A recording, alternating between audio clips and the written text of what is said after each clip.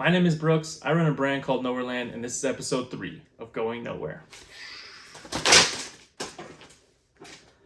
I thought that would be way cooler.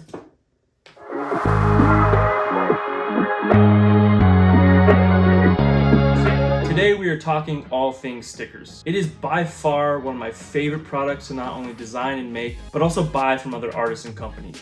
I've been collecting stickers for years, well before I even started making my own. And they were one of the first products I came out with when I started this company in 2016. And since then, I've designed hundreds of stickers for not only myself, but other people as well. Today I want to run through the entire process and give as much detail I can without being too boring. So we're going to go from design to setting up the art file to actually putting it into production with Sticker Mule. There are a lot of cheap promo style stickers out there that don't last very well in the elements, but the stickers we're talking about today are high quality, all-weather, durable vinyl. You can put them on your car, your water bottle, your snowboard, or really any surface that you can find. These things are way better than any giveaway promo sticker, which is why I think they're such a versatile and approachable product if you're trying to get into selling your own merch. Now, like every project, we got to start with the design, so let's get into it. Okay, I'm gonna hit you with a little crispy voiceover. It's September, which means it's basically Halloween, so I wanted to do a little pumpkin jack-o'-lantern design. I don't know if you guys ever remember that video that came out a few years ago of this dude wearing a pumpkin head on a longboard, and then he just dumps a pumpkin spice latte into his face, and I don't know, I thought it was hilarious, so I wanted to do my own little sticker character of that idea. So you see my inspiration to the left. I always collect some images so I can get some reference. That way while I'm sketching, I have something to keep referring to see if I'm on track, if I like the ideas. I'm laying down this initial sketch before we dive into the line work.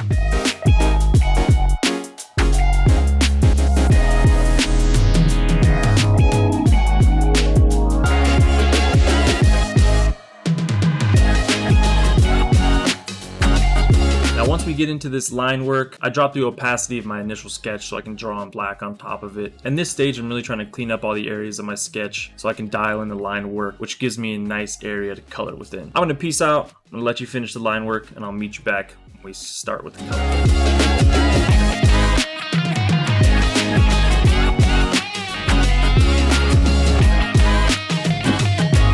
Just kidding, I'm back here. If you see the little hands that I'm using, so that's from another artist called Mighty Short.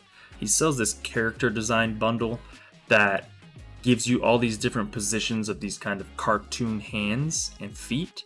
I bought that from him. You should go check him out on Instagram, Mighty Short. It's so helpful when drawing hands in this particular style, so I don't have to sit here and mess around. Now I'll catch you back when the color comes around.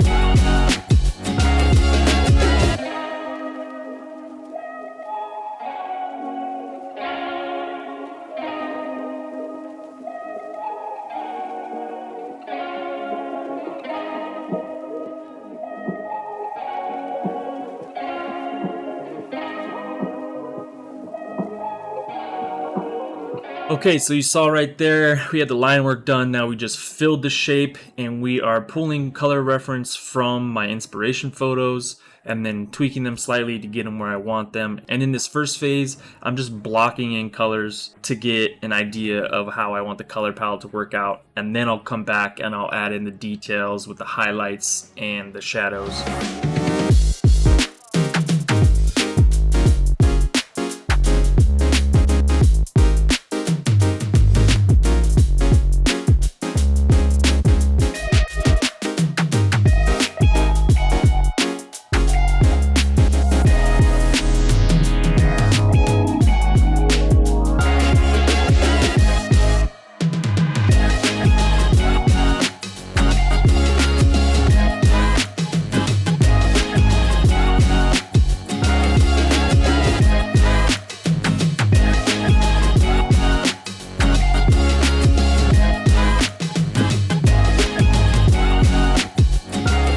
close to the end. Let's see where this little dude goes from here.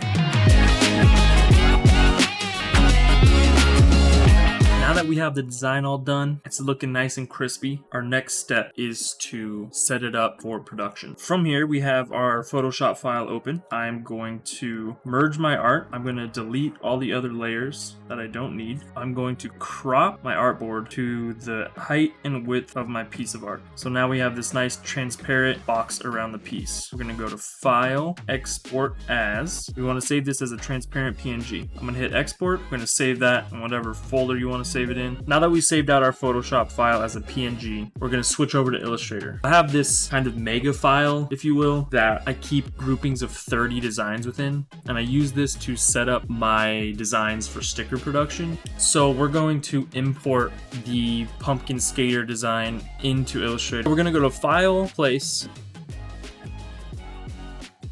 Here we go. This is to the original scale that I drew it in. Obviously, we're gonna need it much smaller. Since this is a sticker, I typically don't try to go higher than 3¼ inches. At maximum, I'll do 4 inches, but at that point, that's a pretty big sticker. We're gonna do this little dude at 3½. I'm going to duplicate my pumpkin guy. I'm gonna go to my image trace feature, leave it at black and white, and I'm just gonna trace it because I basically just want to get a vector outline. So I'm gonna hit expand, and since this is being digitally printed and I have my artwork to scale, my actual artwork doesn't need to be vector, but to get that offset padding, I need a vector outline of my piece. And then on every one of my pieces, I put my website really small. That way people always know where that sticker came from. Now that we have a vector outline of our design, we're going to select that as well as our website. And then we are going to go to Object, Path, Offset Path. I make sure to have my offset path the exact same on every single design so it's consistent. I set my offset to 0.07, and then I'll go to Round as my second option, and then we're going to go ahead and hit OK. We're going to have this big mess of blobs.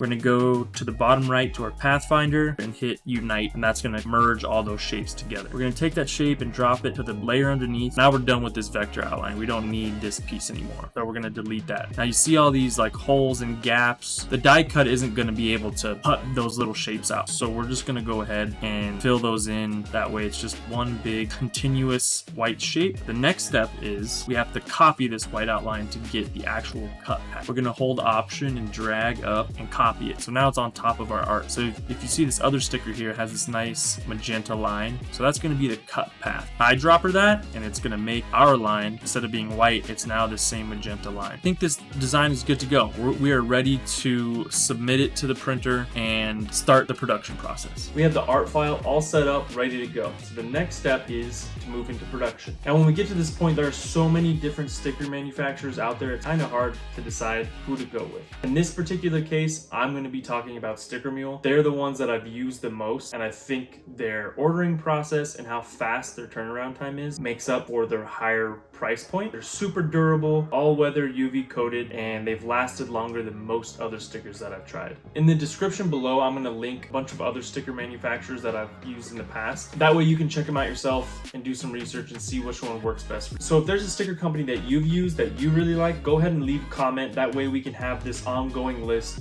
of resources to use. Let's open up Sticker Mule's website. Here we go. I'm going to log into my account. That way we can see the pricing. So let's get a good overview of the options that they have. Over the years, they've really added some cool variations of just your standard die cut sticker. I typically just do die cut stickers. Every now and then I'll do transfer stickers or maybe the holographic, but there are a bunch of different options that you can take a look at. They also offer a sample pack. So if you want to test out the quality of the sticker beforehand, most companies offer sample packs that you can buy, check out the product before you put in an actual order. Let's go ahead and go through the steps of actually uploading the file and putting it through their process. This is a die cut sticker, so we're going to click on die cut stickers. We have a custom size. I'm going to go back to my file real quick. I'm going to select the whole thing, and then I'm going to look in the top, see the width and the height. So we're 3.57 by 3.68. So I'm going to go back to Sticker Mule, 3.57 by 3.68. Now this will show you pricing based off of the quantity you select and your size. Obviously, the smaller the sticker, the cheaper it's going to be. The more stickers you order, the cheaper per piece price it will be. They also do this thing where if you're ordering multiple designs in one order, they give you a